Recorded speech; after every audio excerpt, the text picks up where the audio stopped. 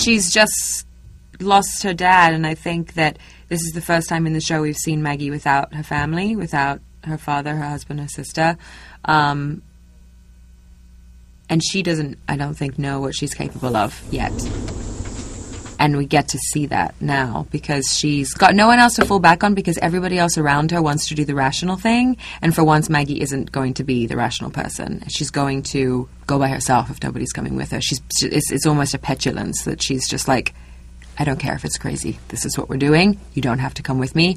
I have to know. I have to do this. Going onto the bus as she did a couple of episodes ago and seeing that Glenn was still alive because he wasn't on there just gave her faith in her quest. It's like as soon as he's not dead on the bus, she knows he's alive. And she ends up dragging Sasha and Bob through this whole thing. And it's a huge thing for Sasha because she doesn't want to know whether or not her brother is going to be found somewhere. And that's kind of a pull in things. But for me, I think it's just he is, and that's it. I'm hellbent. Governor rode right up to our gates.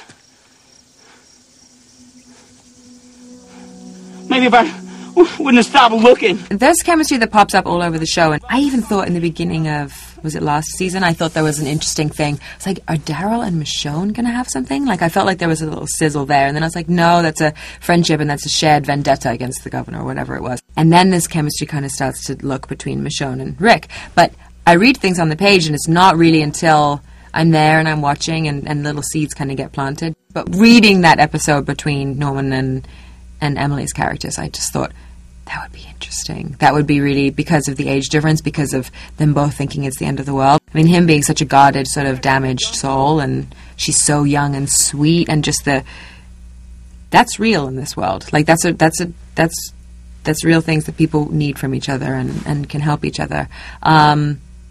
I don't know. I'd love to see people get together. It's the end of the world. Like.